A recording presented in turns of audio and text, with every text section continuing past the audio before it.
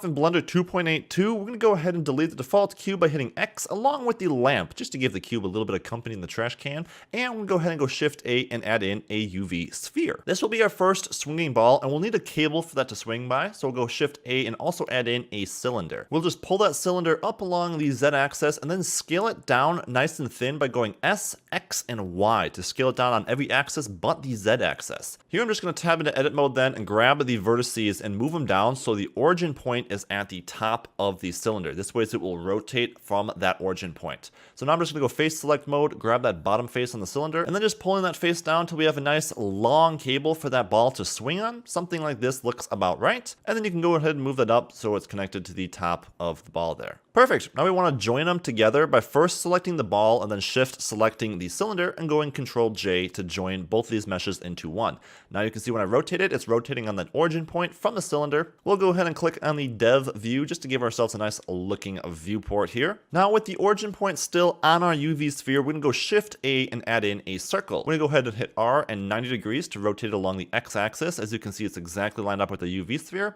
We're just going to scale it up to be a little bit larger than this. Now still in edit mode, you're going to want to make sure you're in vertices select mode by checking the little box there. Then we're going to go Control R and double tap G to add two vertices at the top of our circle right before our cable that's coming down. This is so we can then delete that center vertice right in the middle if we choose the reveal hidden vertices there, and then X and delete that vertice right in the middle there. Now with all of our vertices selected, we can zoom out, grabbing them all and hitting E to extrude them out a bit larger. Pick a nice sort of size similar to what I have here, and then we'll go over to the modifiers tab, add in a solidify modifier. We'll start off by changing the offset to 0 so the axis is in the middle, and then we'll just adjust the thickness so it's just as thick as it is wide, so we have a nice sort of cylinder that's bent in that circle shape. Next up, we're going to add in another modifier. This will be the subdivision surface modifier to give ourselves a nice rounded looking bent cylinder here. So go ahead and increase the view count there a little bit.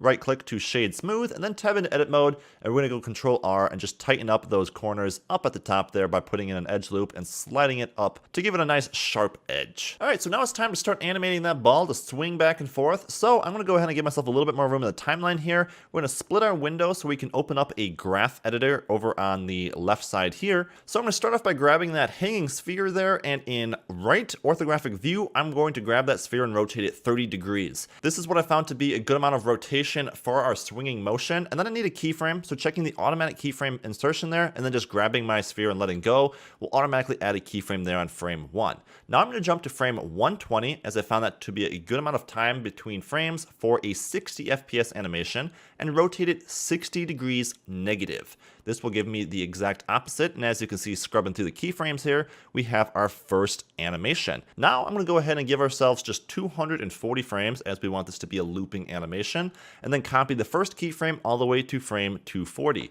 Here you can see that it'll now come back. That's looking great, and I'm just going to switch over to our render settings real quick and choose 60 FPS as our frame rate. Now if you want to adjust the swinging motion a little bit of that ball by giving it a little bit more weight and maybe making it take a little bit more time to come to a stop and then gain more speed, we can grab the handles here in the graph editor and just scale them to something like a 1.2.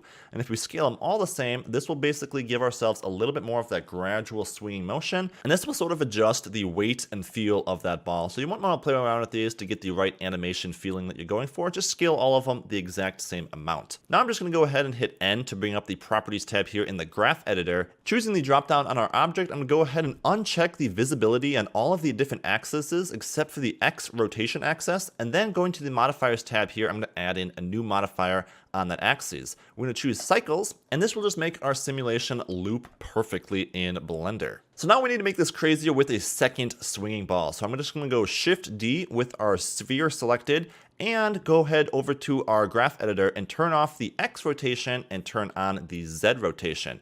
Here I'm going to go G and grab all the keyframes on the Z rotation and just grab them along the Y 90. This will move it up in the timeline and give it a perfect 90 degrees rotation along the Z axis. But there's an issue. The balls are hitting each other right at the center, and that's not exactly satisfying. That's sort of the opposite of satisfying. So what we're going to do is we're going to grab our second ball that we just duplicated, and we're going to turn on all of the axes over in the graph editor here. And then I'm just going to grab the 3 keyframes down in our timeline and move these 60 frames to the left.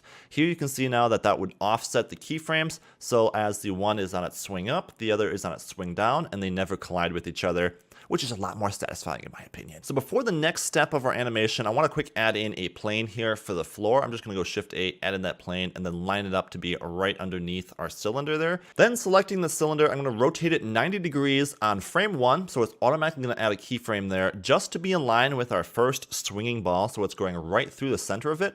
Then grabbing our cylinder, jumping to frame 60, I'm going to go ahead and go to top view, rotate it 90 degrees along the Z-axis. So now it's lining up perfectly at frame 60 with the second ball coming. And now you might see a pattern here. We're just going to go ahead and do that for the rest of the keyframes, jumping to frame 120, rotating it 60 degrees along the Z-axis, and so forth until we have animations all the way across our 240 frames, which will make it line up perfectly with our swinging balls. Now just